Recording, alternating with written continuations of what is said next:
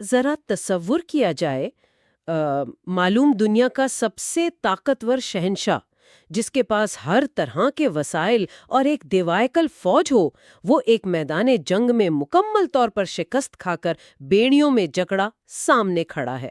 اور اس دور کے رواج کے مطابق یہ مطلب جنگی قانونوں کے تحت تو اس کا سرقلم ہونا بالکل طے ہے۔ بالکل طے ہے، لیکن موت کی سزا دینے کے بجائے اسے اپنے ساتھ دسترخوان پر بٹھایا جاتا ہے، باقاعدہ معاف کیا جاتا ہے اور پھر پورے شاہی اعزاز کے ساتھ اسے اس کے ملک واپس بھیج دیا جاتا ہے۔ اور یہ کوئی افسانوی کہانی یا کسی فلم کا منظر نہیں ہے۔ جی ہاں، بالکل، اور یہی آج کے ہمارے اس تفصیلی جائزے کا نقطۂ آغاز ہے۔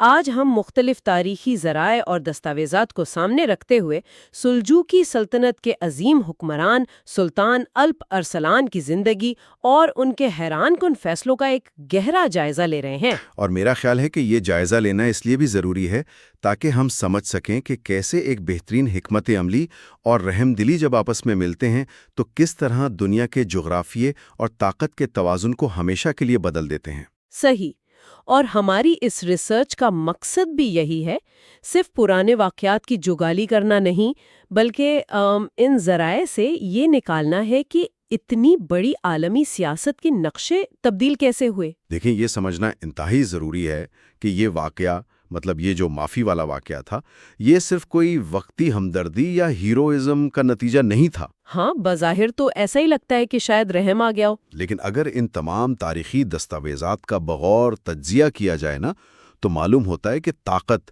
جنگی مہارت اور سفارت کاری کا یہ ایک انتہائی نپاتلا قدم تھا۔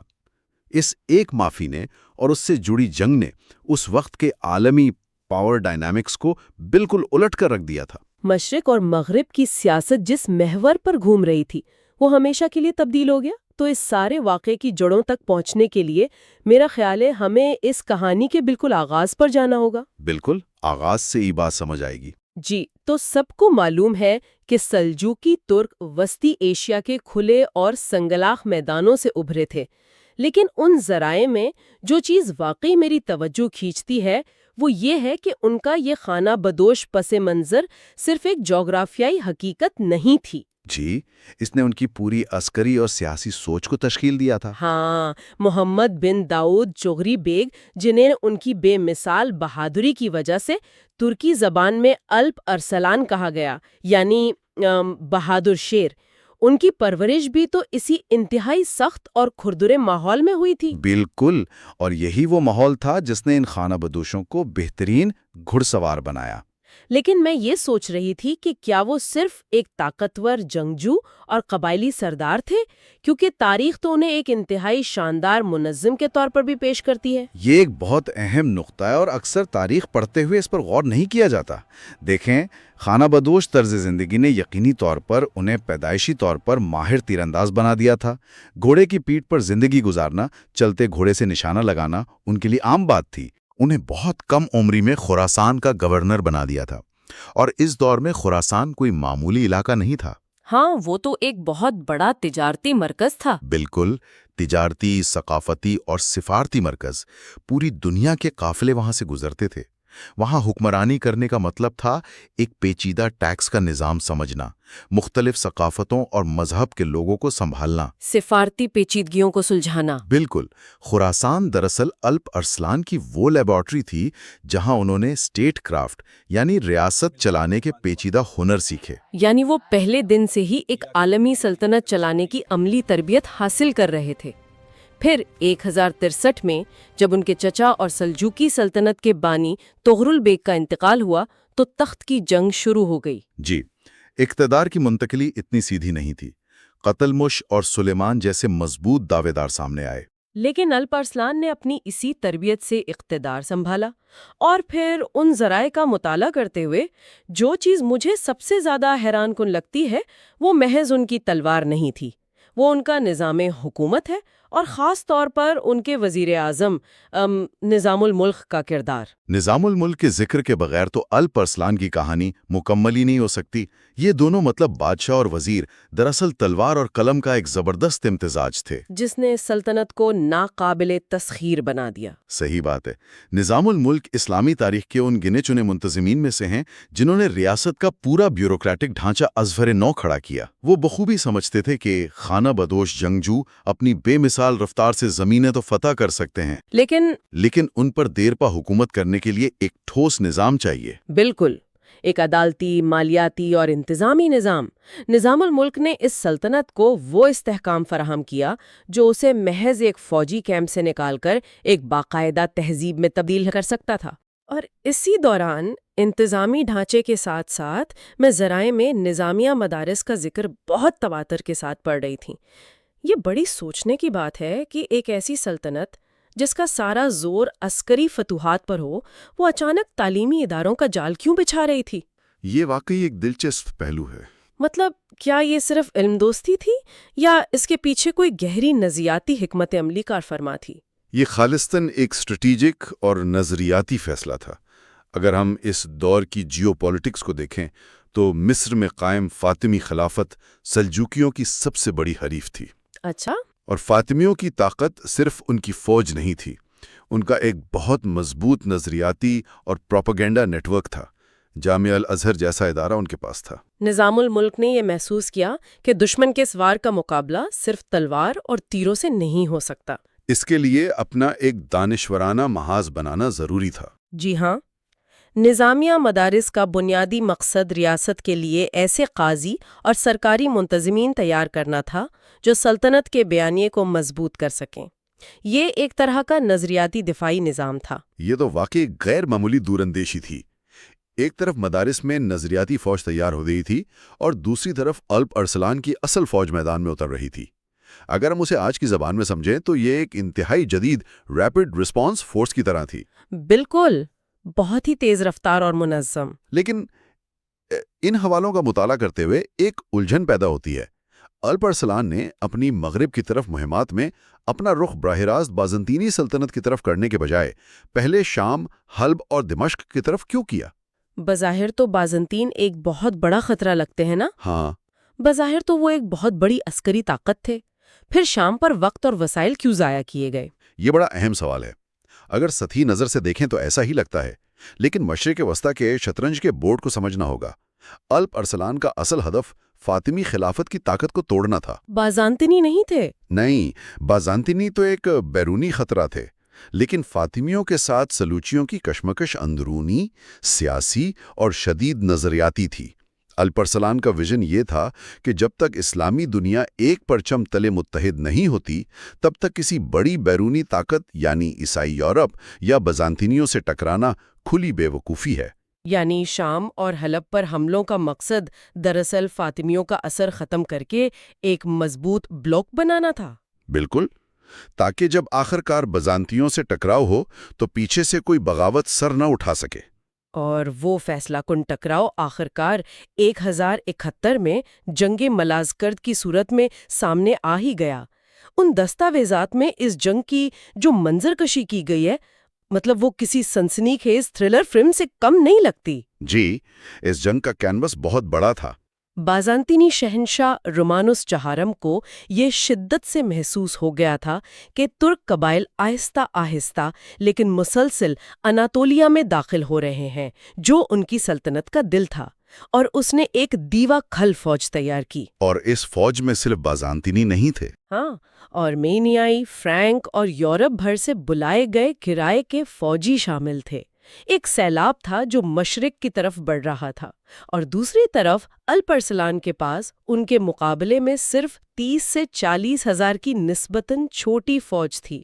تعداد اور وسائل کے لحاظ سے تو یہ بالکل یک طرفہ مقابلہ نظر آتا ہے۔ بظاہر تو یہ خودکشی معلوم ہوتی ہے۔ بالکل، بازنطینی فوج بھاری ہتھیاروں سے لیس، ذرا بکتر پہنے ایک روایتی اور کلاسک فوج تھی جو سیدھے ٹکراؤ پر یقین رکھتی تھی۔ لیکن الپ ارسلان نے یہاں اپنی فوج کی رفتار اور اسی خانہ بدوش جنگی تکنیک کا استعمال کیا جسے ہلالی حکمت عملی یا کرسنٹ فارمیشن کہا جاتا ہے۔ ہاں، اس ہلالی حکمت عملی کی جو میکینکس حوالوں میں بتائی گئی ہیں وہ واقعی کمال کی ہیں۔ فوج کو ایک آدھے چاند یا ہلال کے شکل میں میدان جنگ میں پھیلا دیا جاتا ہے، اور جو درمیان والا حصہ ہوتا ہے جو دشمن کے بالکل سامنے ہوتا ہے، جی، وہ جان بوجھ کر ایک سوچے سمجھے طریقے سے پیچھے ہٹنا شروع کر دیتا ہے۔ بازنطینی فوج اسے ترکوں کی بزدلی سمجھی اور دیوانہ وار آگے بڑھی، اور پھر ہلال کے دونوں کناروں نے تیزی سے آگے بڑھ کر انہیں مکمل گھیرے میں لے لیا۔ یہ محض ایک جنگ نہیں تھی، یہ نفسیات اور اعصاب کا کھیل تھا۔ لیکن ایک نکتہ ذہن میں آتا ہے، اتنی بڑی بازنطینی فوج کی شکست کیا صرف اس ایک جنگی چال کی وجہ سے ہوئی، یا ان کے اپنے اندرونی مسائل کا بھی کوئی ہاتھ تھا؟ اس عبرتناک شکست میں بازنطینیوں کے اندرونی مسائل اور ان کے تکبر کا بہت بڑا ہاتھ تھا۔ سب سے پہلی بات تو یہ کہ بازنطینی فوج کی بھاری بھرکم ساخت ان کے لیے جان لیوا ثابت ہوئی۔ سست روی کی وجہ سے؟ بالکل۔ سلجوقی فوج انتہائی ہلکی، پھرتیلی اور تیز رفتار تھی۔ وہ گھوڑوں پر تیزی سے حرکت کرتے اور پیچھے ہٹتے ہوئے بھی لگاتار انتہائی مہارت سے تیر اندازی کرتے تھے۔ بازنطینیوں کے بھاری پیدل دستے پیچھا کرتے کرتے تھک کر چور ہو گئے۔ یہ تو ایک بڑا اسٹریٹجک فلا تھا۔ اور دوسری سب سے اہم بات، رومانوس کی فوج میں کرائے کے ترک ہم نسل فوجی شامل تھے جنہیں پچنگ کہا جاتا تھا۔ انہوں نے جب دیکھا کہ مقابلہ ان کے اپنے ہی ہم نسل لوگوں سے ہو رہا ہے تو وہ عین جنگ کے دوران سلجوکیوں کے ساتھ مل گئے۔ اوہ، یہ تو بہت بڑا دھوکہ تھا۔ جی، اس اچانک دھوکے، تھکاوٹ اور سلجوکیوں کی تیز رفتار گھیرنے کی حکمت عملی نے بائزنٹینی فوج کے پورے کمانڈ سٹرکچر کو مفلوج کر دیا۔ اور پھر وہ ڈرامائی لمحہ آتا ہے جس کا ذکر ہم نے بالکل شروع میں کیا تھا۔ شہنشاہ رومانوس، جو خود کو روئے زمین کا سب سے طاقتور حکمران سمجھتا تھا، ایک قیدی کے طور پر مٹی میں اٹا ہوا الپ ارسلان کے سامنے پیش کیا جاتا ہے۔ اور الپ ارسلان اسے معاف کر دیتے ہیں؟ جی، لیکن ذرا ٹھہریے، اگر ہم خالصتاً ایک عسکری اور تصویراتی نقطہ نظر سے دیکھیں تو کیا یہ ایک انتہائی احمقانہ فیصلہ نہیں لگتا، اپنے سب سے خطرناک دشمن کو زندہ چھوڑ کر واپس بھیج دینا؟ بظاہر تو یہ بہت بڑی بے وقوفی لگتی ہے، یقیناً ان کے جرنیلوں نے بھی مخالفت کی ہوگی۔ ہاں، تو پھر یہ خطرہ کیوں مول لیا گیا؟ اگر ہم اسے صرف سطحی نظر سے دیکھیں تو حیران کن ہے، لیکن الپ ارسلان ایک دور اندیش سیاستدان تھے۔ وہ جنگ سے آگے کا سوچ رہے تھے۔ رومانوس کو قتل کر دینے کا مطلب تھا کہ قسطنطنیہ میں کوئی نیا اور زیادہ شدت پسند شہنشاہ تخت پر بیٹھ جاتا، اور جنگ کا ایک نیا سلسلہ چل پڑتا۔ بالکل۔ اس کے بجائے انہوں نے رومانوس کو ایک بھاری فدیے، سالانہ خراج اور فوجی مدد کے سخت معاہدے میں باندھ دیا۔ اس طرح رومانوس دراصل بائزنطینی سلطنت پر سلجوکیوں کا ایک مقروض اور بالواسطہ کٹ پتلی حکمران بن کر واپس جا رہا تھا۔ یہ تو سلجوکیوں کے لیے ایک زبردست بفر سٹیٹ بنانے کا طریقہ تھا، ایک مکمل سیاسی ماسٹر سٹروک۔ مطلب جنگ جیتے بغیر ہی پورے دشمن ملک کو اپنے کنٹرول میں لے لیا گیا۔ بالکل، لیکن تاریخ کا ایک بہت بڑا المیہ یہ ہوا کہ جب رومانوس واپس قسطنطنیہ پہنچا تو اس کی اپنی ہی سلطنت، اس کے اپنے ہی لوگوں نے اسے غدار قرار دے کر تخت سے اتار دیا۔ یہ تو بہت افسوسناک ہے۔ اسے اندھا کر کے قید کر دیا گیا اور وہ اسی قسم پرسی میں مر گیا۔ لیکن دلچسپ بات یہ ہے کہ بازنطینیوں کے اس عمل نے الپ ارسلان کو ان کے خلاف مزید کارروائی کا ایک اخلاقی جواز فراہم کر دیا۔ کیونکہ معاہدہ ٹوٹ گیا تھا۔ جی ہاں، چونکہ بازنطینیوں نے معاہدہ توڑ دیا تھا، اس لیے اب ترک قبائل کے لیے اناطولیہ کے دروازے مکمل طور پر کھل گئے۔ اور یہی وہ کھلا ہوا دروازہ تھا جس نے آنے والی صدیوں کی تاریخ کا دھارا موڑ دیا۔ اسی اناطولیہ میں ترک قبائل بڑی تعداد میں آباد ہونا شروع ہوئے۔ بعد میں وہاں سلجوقی ریاست روم قائم ہوئی، اور پھر اسی خطے کی کوکھ سے وہ عظیم عثمانی سلطنت ابھری جس نے کئی صدیوں تک 3 براعظموں پر راج کیا۔ اور یہیں سے ہمیں نظر آتا ہے کہ کیسے ایک عسکری فتح جب سفارت کاری کے ساتھ ملتی ہے تو اس کے اثرات صدیوں تک محیط ہو جاتے ہیں۔ ایک نئے عالمی آرڈر کی بنیاد پڑ گئی۔ لیکن پھر اتنی بڑی کامیابی کے فوراً بعد ہی 1072 میں ایک انتہائی اچانک اور افسوسناک موڑ آتا ہے۔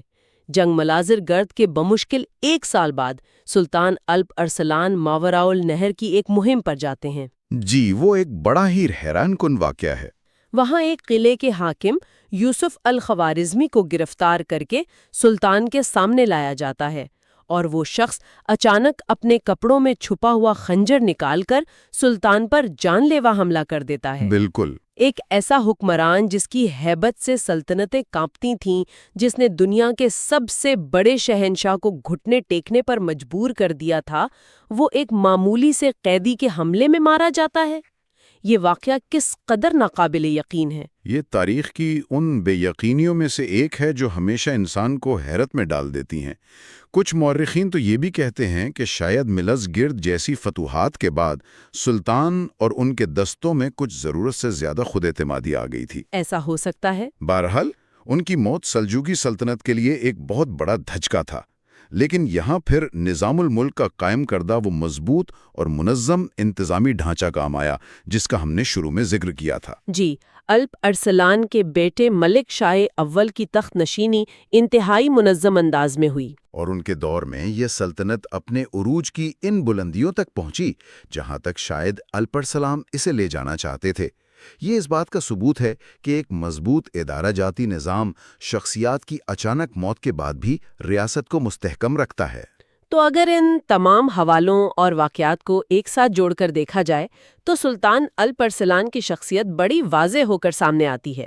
وہ صرف میدان جنگ کے ایک ماہر کھلاڑی نہیں تھے، بلکہ وہ ایک ایسے ذہین لیڈر تھے جو جانتے تھے کہ طاقت کا بے دلیگ استعمال کب کرنا ہے اور کب اسے سفارت کاری اور رحم دلی کے پردے میں چھپانا ہے۔ اور یہی دراصل اس پورے تفصیلی جائزے کا سب سے بڑا حاصل مطالعہ ہے۔ تاریخ ہمیں بتاتی ہے کہ وقت صرف ان لوگوں کو یاد نہیں رکھتا جنہوں نے خون کی ندیاں بہائیں۔ تاریخ ان حکمرانوں کو امر کرتی ہے جنہوں نے طاقت کو انصاف اور دور اندیشی کے ساتھ استعمال کیا، ایک متوازن ماڈل پیش کیا۔ بالکل۔ الپ ارسلان کا ویژن صرف زمین جیتنا نہیں تھا، بلکہ ایک نظریاتی طور پر مستحکم اور متحد معاشرہ بنانا تھا۔ ان تمام حقائق کا جائزہ لینے کے بعد اب بالکل آخر میں ایک ایسا پہلو ذہن میں ابھرتا ہے جس پر ان ذرائع میں براہ راست تو زیادہ بات نہیں کی گئی، لیکن یہ جان کر حیرت ہوتی ہے اور یہ سوچنے کی بات ہے۔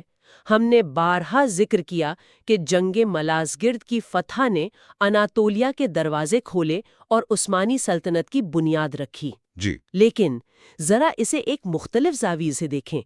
جب بازنطینی شہنشاہ کے قیدی بننے کی خبر یورپ کے محلات میں پہنچی ہوگی تو وہاں کیسا شدید طوفان اور خوف و ہراس پھیلا ہوگا۔ سوچنے کی بات یہ ہے کہ کیا الپ ارسلان کی یہی غیر معمولی فتح دراصل اس خوف کی اصل وجہ بنی جس نے بکھرے ہوئے یورپ کو یکجا کر دیا؟ یہ ایک بہت گہرا نکتہ ہے۔ اور کیا اسی خوف کے براہ راست نتیجے میں اس واقعے کے محض 25 سال بعد وہ پہلی صلیبی جنگ شروع ہوئی جس نے اگلی کئی صدیوں تک اسلامی دنیا کو ایک نہ ختم ہونے والے تصادم میں دھکیل دیا؟ کیا اس شاندار فتح نے انجانے میں سب سے بڑے اور طویل ترین خطرے کی بنیاد رکھ دی تھی؟ یہ ایک ایسا سوال ہے جو تاریخ کے طالب علموں کو مدتوں سوچنے پر مجبور کرتا رہے گا۔ بالکل، یہ تاریخ کی ایک بہت بڑی ستم ظریفی ہے۔ اور اسی گہرے اور کچھ حد تک پریشان کن سوال کے ساتھ ہم آج کے اس تفصیلی جائزے کو اختتام کی طرف لے جاتے ہیں۔ ان ذرائع میں چھپے کسی نئے اور حیران کن پہلو کے ساتھ پھر گفتگو ہوگی۔ خدا حافظ۔